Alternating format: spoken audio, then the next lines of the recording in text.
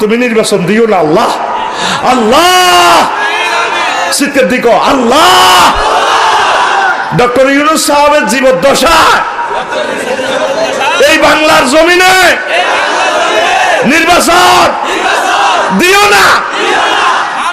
এই নিয়ামত তুমি আমাদেরকে দিছো, এই নিয়ামত তুমি চিনে নিও না আল্লাহ, আল্লাহ তাকে নেখায়াত দাও।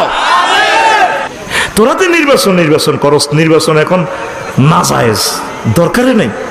আগের দেশটা একটা লাইনে আন, আল্লাহ দান করছেন করে তোরা ভোট দাস না, আল্লাহ বিপ্লবের মাধ্যমে এটা নির্বাচিত সরকার কে তোরে নির্বাচন দিব। What is revolution? এখন সংবিধান স্টপ। আগের সরকারে যেহেতু রাষ্ট্রপতি আছে, সব আছে, এখন বিপ্লবোত্তর সরকার গেছেন, তাই গেছি গা, বাদ বাকি পূর্ণ মেয়াদ উনি নিয়ে তারপর রাষ্ট্রপতি নির্বাচন কল করব। তুমি কার ভাষায় কথা কও? সংবিধান কি বোঝো?